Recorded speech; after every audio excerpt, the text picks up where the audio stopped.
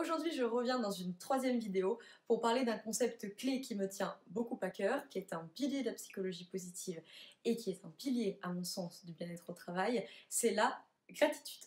Alors la gratitude, on en entend de plus en plus parler et c'est tant mieux, mais ça reste encore un outil sous-estimé de bien-être au travail et de bien-être tout court d'ailleurs. En psychologie positive, elle est reconnue comme une des 24 forces de caractère et comme un des 6 leviers de développement du bien-être. Mais je reconnais que parfois on peut être un peu dans le flou, on entend beaucoup parler de gratitude, mais on peut se retrouver à se dire bon ok, c'est mignon la gratitude, c'est mignon le bien-être au travail, mais comment je fais moi concrètement dans mon quotidien avec ça? Alors avant de te donner quelques pistes pour y réfléchir, je voulais qu'on se mette d'accord sur une définition. Il en existe plusieurs, bien entendu, mais pour cette vidéo j'ai choisi de prendre celle de Rebecca Shankland, qui définit la gratitude comme une émotion interpersonnelle perçu dans les situations où la personne s'estime bénéficiaire d'un bienfait qui est provoqué intentionnellement par autrui ou généré par l'existence. Ici, il faut différencier la gratitude état, qui est la gratitude que l'on ressent à un moment T, et la gratitude trait, qui correspond donc plutôt à un trait de personnalité et donc à un état d'esprit général de la vie par la personne.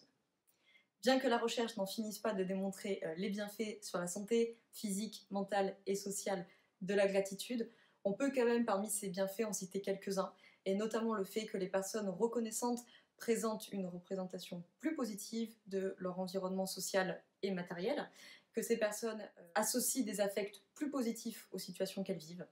On peut aussi noter qu'elles ont un sommeil de meilleure qualité, et c'est souvent ça un point quand même très important, bien entendu, du bien-être au travail des entrepreneurs, du bien-être au travail tout court.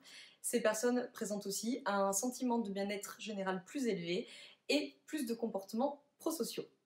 Alors concrètement, au quotidien, pour les entrepreneurs qui m'écoutent, mais même si vous n'êtes pas entrepreneur, comment je fais avec la gratitude dans mon quotidien? Un premier point qu'on peut soulever, c'est la gratitude, bien entendu, qu'on ressent envers les autres. Donc par exemple, la gratitude que l'on ressent envers ses clients qui nous font confiance, la gratitude que l'on ressent envers nos collègues qui nous soutiennent, envers peut-être notre famille et nos amis qui nous soutiennent dans cette démarche-là. La gratitude, elle est aussi envers la vie, envers l'existence au sens large, pour laquelle on peut se sentir reconnaissant d'exercer une activité qui nous rend heureux, qui nous fait plaisir ou qui nous nourrit. On peut se sentir bien entendu reconnaissant envers l'existence au sens large de toutes les personnes qu'elle a mis sur notre route et qui nous ont permis d'évoluer, qui nous ont filé un coup de main à un moment donné.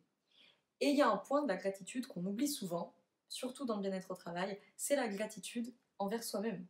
La gratitude que l'on ressent envers soi, de se donner les moyens d'exercer aujourd'hui une activité qui nous tient à cœur. Nous remercier au quotidien aussi de toute l'énergie que l'on met dans cette activité. Et je suis sûre que chacun ici sait à quel point ce n'est pas tous les jours facile, que l'on soit entrepreneur ou pas de toute façon.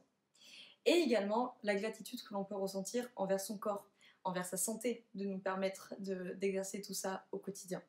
Voilà quelques pistes pour appliquer la gratitude concrètement dans son bien-être au travail. J'ai écrit tout un article beaucoup plus complet sur la question que je mets dans les commentaires si vous voulez creuser un peu le sujet. Et je vous retrouve très bientôt dans une autre vidéo. Ciao ciao!